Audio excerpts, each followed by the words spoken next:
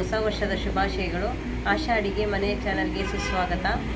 ಬನ್ನಿ ಇವತ್ತು ದಿಢೀರ್ ಸಾಂಬಾರು ಹೇಗೆ ಮಾಡೋದು ಎಂದು ತಿಳ್ಕೊಳ್ಳೋಣ. ಹಾಗೆ ಇದಕ್ಕೆ ನಾನು ತೊಗರಿಬೇಳೆ ಏನು ಯೂಸ್ ಮಾಡ್ತಾ ಇಲ್ಲ, ತುಂಬಾ ಬೇಗನೆ ಆಗುತ್ತೆ.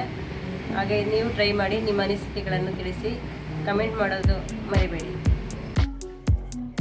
ಇಡ್ಲಿ ಸಾಂಬಾರು ಮಾಡಲು ಬೇಕಾಗುವ ಸಾಮಗ್ರಿಗಳು: ಮೊದಲನೇದಾಗಿ ಹುರ್ಕೊಳ್ಳೋದಕ್ಕೆ ನಾನು ಒಂದು ದೊಡ್ಡ ಈರುಳ್ಳಿ ತೊಗೊಂಡಿದ್ದೀನಿ, ಹಾಗೆ ಒಂದು ಟೊಮೊಟೊ, 1 ಸ್ಪೂನಷ್ಟು ಕಡಲೆಪಪ್ಪು, ಸ್ವಲ್ಪ ಕಾಯಿ, ಒಂದು 5ರಿಂದ ಸಣ್ಣ ಮೆಣಸಿನ್ಕಾಯಿ, ಬ್ಯಾಡಗಿ ಮೆಣಸಿನ್ಕಾಯಿ ಒಂದು 4, 1 ಸ್ಪೂನಷ್ಟು ಧನಿಯಾ, 1 ಸ್ಪೂನ್ ಜೀರಿಗೆ, ಒಂದು ಅರ್ಧ ಸ್ಪೂನಷ್ಟು ಕಾಳು ಮೆಣಸು ತೊಗೊಂಡಿದ್ದೀನಿ ಇದು ರುಬ್ಕೊಳ್ಳೋದಕ್ಕೆ.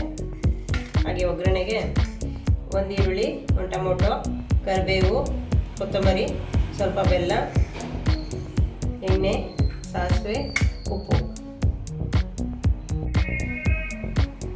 ಮೊದಲನೇ ಬಾಣಲೆ ಇಟ್ಕೊಂಡಿದ್ದೀನಿ, ಇದಕ್ಕೆ 1 ಸ್ಪೂನ್ ಎಣ್ಣೆ ಹಾಕ್ತಾ ಇದ್ದೀನಿ.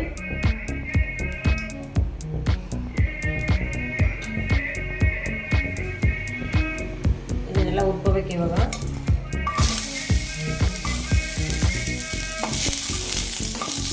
ಈ ಕಾಳು ಮೆಣಸು, ಜೀರಿಗೆ, ಧನಿಯಾ ಎಲ್ಲ ಒಟ್ಟಿಗೆ ಹಾಕ್ತಾ ಇದ್ದೀನಿ. ಮೆಣಸಿನ್ಕಾಯಿ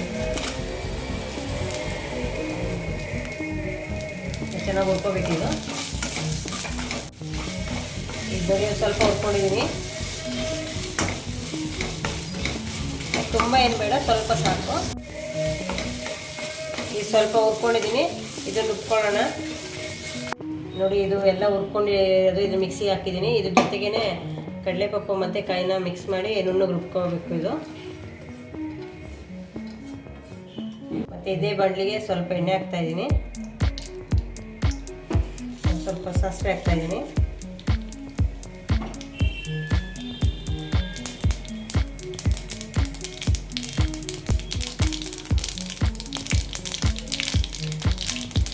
ಕರಿಬೇವು ಹಾಕ್ತಾಯಿದ್ದೀನಿ, ಈರುಳ್ಳಿ ಚೆನ್ನಾಗಿ ಬೇಯಿಸ್ಕೊಳ್ಳೋದು. ಇದಕ್ಕೆ ಈರುಳ್ಳಿ ಕೆಂಪಗಾದ್ಮೇಲೆ ಟೊಮೊಟೊ ಹಾಕ್ತಾಯಿದ್ದೀನಿ. ಚೆನ್ನಾಗಿ ಫ್ರೈ ಆಗಿದೆ. ರುಬ್ಬಿರೋಂಥ ಮಿಶ್ರಣವನ್ನು ಇದಕ್ಕೆ ಮಿಕ್ಸ್ ಮಾಡ್ತಾ ಇದ್ದೀನಿ. ನೋಡಿ, ನುಣ್ಣಗೆ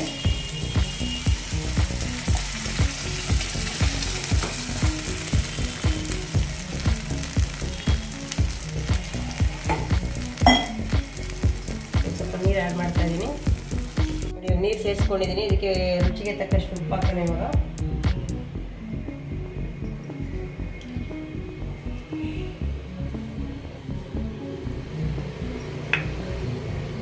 ಹಾಗೆ ಬೆಲ್ಲ ಸೇರಿಸ್ತಾ ಸ್ವಲ್ಪ ಬೆಲ್ಲ ಹಾಕ್ತಾಯಿದ್ದೀನಿ. ಇಡ್ಲಿ ಸಾಂಬಾರಿಗೆ ಬೆಲ್ಲ ಹಾಕಿದ್ರೆ ತುಂಬ ಚೆನ್ನಾಗಿರುತ್ತೆ. ನೋಡಿ, ಇದು ಯಾವುದೇ ಥರ ಬೇಳೆ ಇಲ್ದೇನೆ ದಿಢೀರ್ ಸಾಂಬಾರು ಇದು. 10 ನಿಮಿಷದಲ್ಲಿ ಬೇಗ ಆಗುತ್ತೆ ಇದು.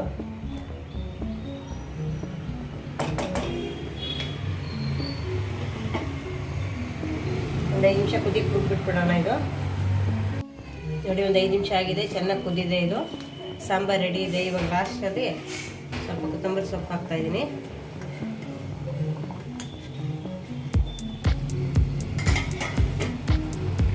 ಮಿಕ್ಸ್ ಮಾಡಿಕೊಂಡು ಆಫ್ ಮಾಡ್ತಾ ಇದ್ದೀನಿ.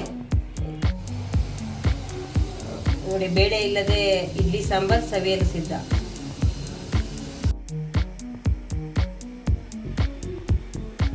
ತೊಗರಿಬೇಳೆ ಇಲ್ಲದೆ ಇಡ್ಲಿ ಸಾಂಬಾರು ಸವಿಯಲು ಸಿದ್ಧ ಆಗಿದೆ.